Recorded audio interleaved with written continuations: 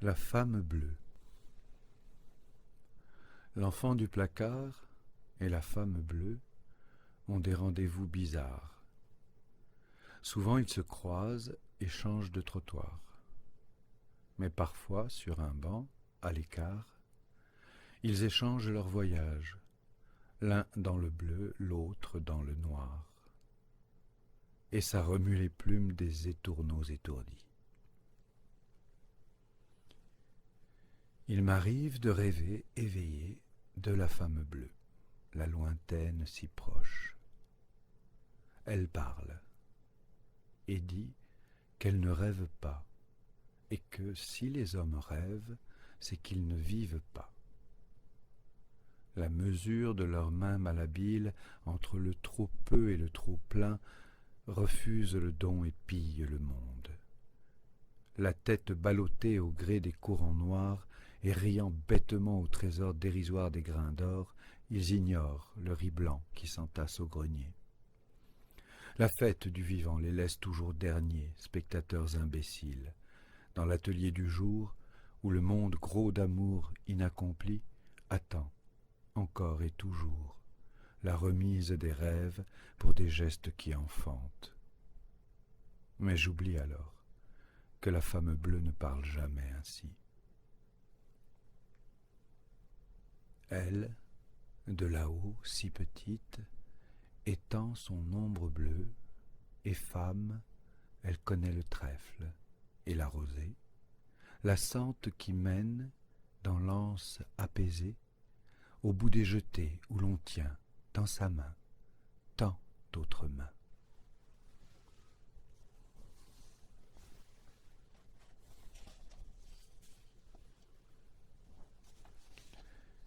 Les cavales ont la crinière qui frémit. La femme bleue les regarde d'un œil complice. Elle sait que tout est mouvement et retrait et élan, que le ruisseau que si petit on dit infranchissable offrira bientôt un banc de sable. Et puis si le galop, ample, mesuré, est suffisamment ferme, c'est d'un bond, comme tant d'instants que nous croyons reliés alors qu'il tisse la marche au-dessus du gouffre, que nous épouserons l'herbe sous le pied des revenants, qui n'en reviendront pas, trop contents de nous savoir vivants.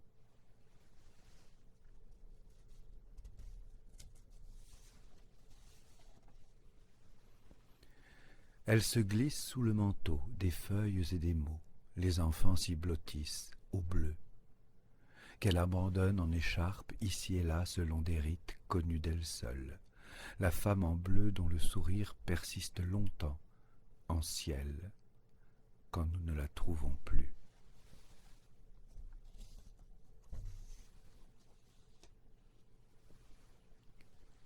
La femme bleue songe, la main sur la colline, les pieds dans la rivière, mais elle écoute aussi ce curieux silence des maisons oubliées, et elle se dit qu'elle pourrait presque entendre encore les rires étouffés dans la chambre d'enfant.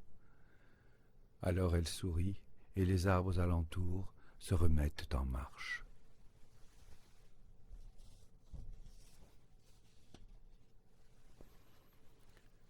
La femme bleue poursuit sa route, et la route s'efface dans les plis de sa robe.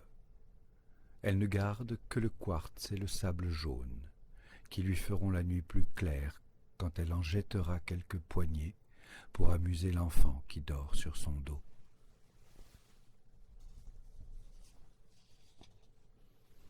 Elle, lourde comme louve qui va mettre bas, la femme bleue en parure de brume a-t-elle un museau à poser, une langue encore pour lécher? Dans ses yeux que dore un semblant de soleil, elle voit trembler, derrière les fûts noirs des sapins, dressés en mâts de navire, le feu d'une forge qu'on alimente de rêves brisés. Une brise glacée dissipe les fumées, et nue, émue, elle met au monde le bleu adorable du jour nouveau, défi renouvelé à la folie des hommes.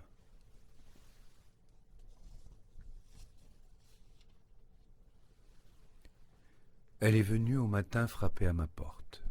La chienne n'a pas aboyé, les chats n'ont pas fui. Derrière elle, une furie de vent se tenait immobile. Sans rien dire, elle m'a tendu un coffret en bois, et j'ai compris qu'elle me l'offrait comme on offre un silence. Sa main a caressé mon front, ma joue, effleuré mes lèvres en y posant un doigt. Sur son visage, la patience de la louve, dans ses yeux, l'éclat bleu de la neige, comme la clé des printemps à venir. Dès qu'elle a tourné les talons, les vents se sont déchaînés en vain. Dans l'endroit le plus sombre de la grange, j'ai caché le coffret ainsi que parfois on scelle dans les murs un message secret pour les générations futures.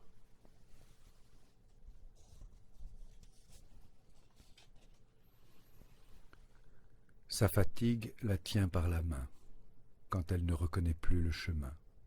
Elle s'abandonne, la femme bleue, et dort comme un enfant, là où elle se pose, pareille à la feuille emportée par le vent.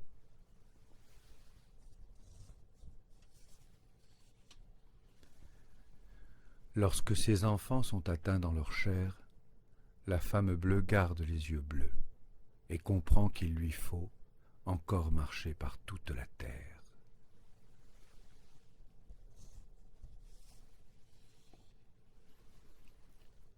La femme bleue ne se repose plus.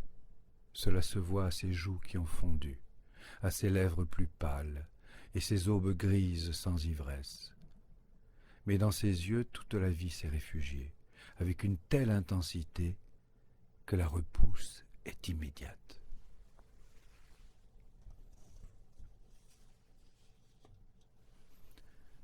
Dans les silences et les absences de la femme bleue, son corps devient si vaste qu'il tiendrait presque dans le creux de la main.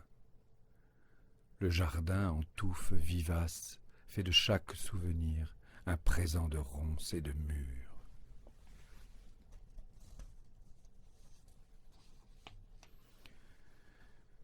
Quand, par malheur, la femme bleue disparaît, la terre gronde dans ses ventres, éparpillée sous les fleurs.